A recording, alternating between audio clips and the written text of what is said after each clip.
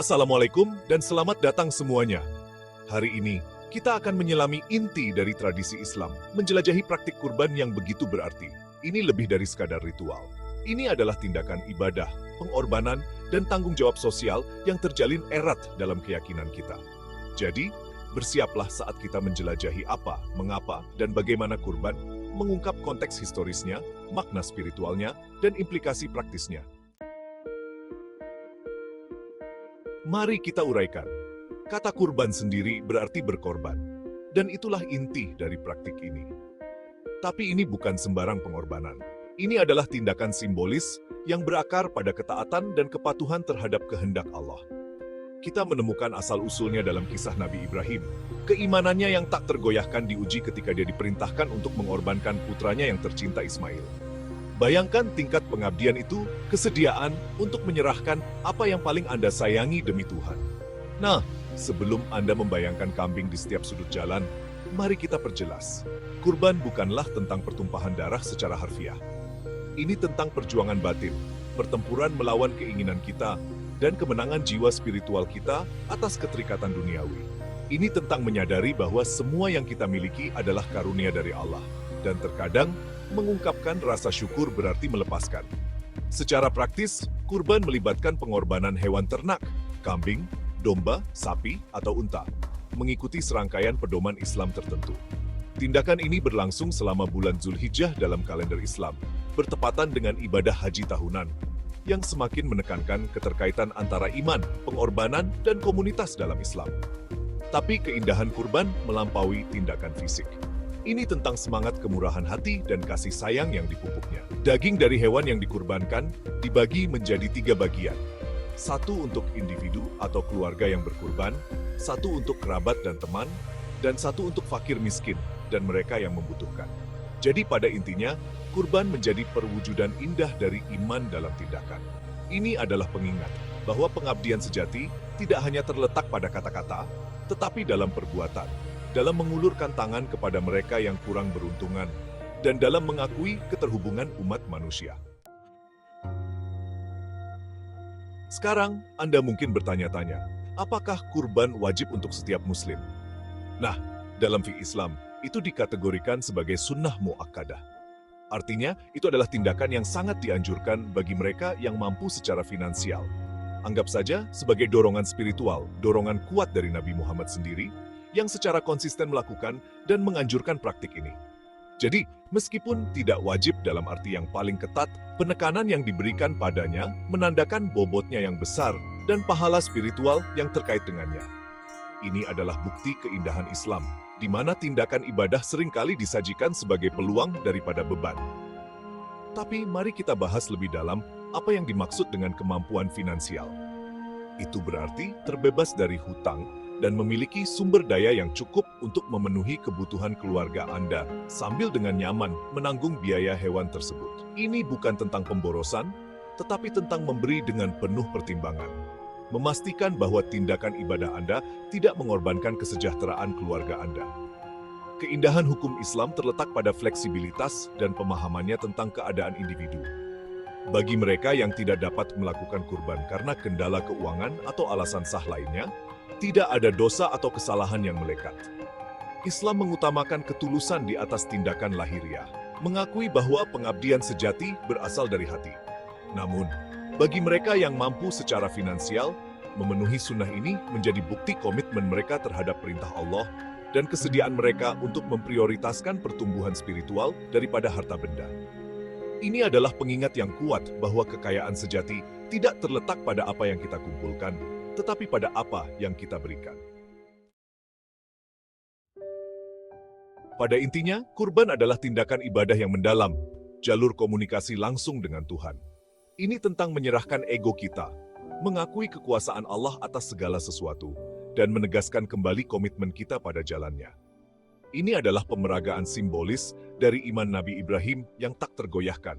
Sebuah pengingat bahwa penyerahan sejati membutuhkan kepercayaan penuh pada rencana Allah, bahkan ketika dihadapkan pada ujian yang tak terbayangkan. Tapi keindahan kurban melampaui hubungan pribadi kita dengan Allah. Itu beriak keluar, menumbuhkan semangat kasih sayang dan kemurahan hati di dalam masyarakat. Tindakan berbagi daging kurban dengan keluarga, teman, dan terutama yang kurang beruntung, menjembatani kesenjangan antar kelas sosial, menumbuhkan rasa persatuan dan kemanusiaan bersama. Bayangkan kegembiraan di wajah keluarga kurang mampu yang menerima makanan bergizi, senyuman anak-anak yang jarang merasakan nikmatnya daging.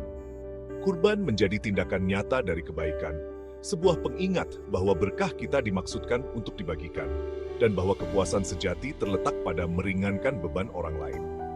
Terlebih lagi, kurban melampaui batas geografis, menumbuhkan rasa persaudaraan global di antara umat Islam di seluruh dunia. Saat jutaan orang mengambil bagian dalam tindakan sakral ini secara bersamaan, itu menciptakan gelombang persatuan dan tujuan bersama yang kuat, mengingatkan kita bahwa terlepas dari perbedaan kita dipersatukan di bawah panji Islam. Pada akhirnya, kurban adalah bukti sifat holistik Islam, di mana spiritualitas dan tanggung jawab sosial berjalan beriringan. Ini adalah pengingat bahwa iman sejati terwujud baik dalam hubungan pribadi kita dengan Allah, maupun tindakan lahiriah kita terhadap orang lain. Sekarang, mari kita bicara tentang bintang pertunjukan, hewan-hewan tersebut. Islam sangat menekankan pada kesejahteraan hewan, dan ini meluas ke proses pemilihan untuk kurban. Hewan yang dipilih, kambing, domba, sapi, atau unta, harus memenuhi kriteria tertentu untuk memastikan mereka sehat dan layak untuk dikurbankan. Pertama dan terpenting, usia itu penting. Hewan tersebut harus sudah mencapai umur tertentu, menandakan kedewasaan dan kesehatan yang baik. Anggap saja seperti ini. Anda tidak ingin menawarkan sesuatu yang tidak dalam kondisi prima, bukan? Untuk kambing dan domba, umurnya 1 tahun. Untuk sapi, 2 tahun. Dan untuk unta, 5 tahun. Selanjutnya, mari kita bicara tentang kondisi fisik. Hewan tersebut harus bebas dari cacat atau penyakit yang signifikan.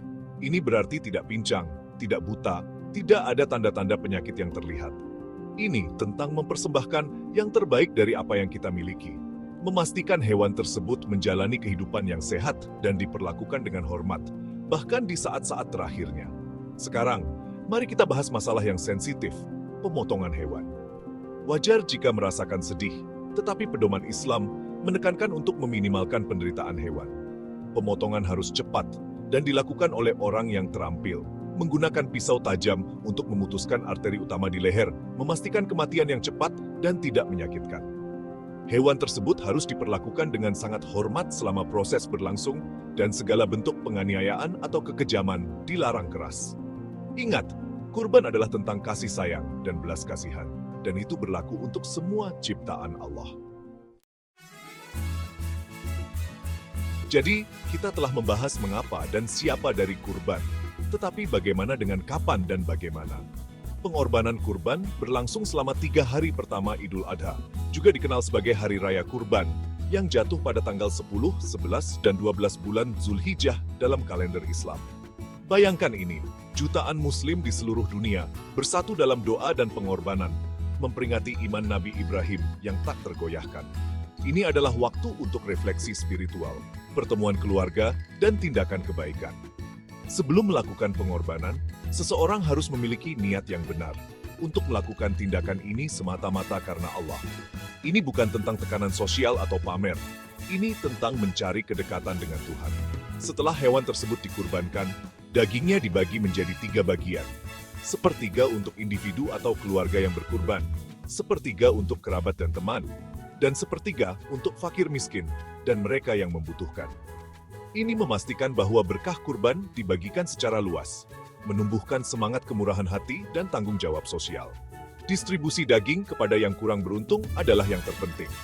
Ini tentang memastikan bahwa setiap orang, terlepas dari status sosial ekonomi mereka, dapat ikut merasakan kegembiraan Idul Adha. Tindakan kurban melampaui isyarat simbolis. Itu membawa manfaat spiritual, sosial, dan bahkan ekonomi yang mendalam. Mari kita uraikan. Pada tingkat spiritual, kurban menumbuhkan hubungan yang lebih dalam dengan Allah. Ini adalah bukti kesediaan kita untuk menyerahkan keinginan kita, tunduk pada kehendaknya, dan memprioritaskan hubungan kita dengannya di atas segalanya.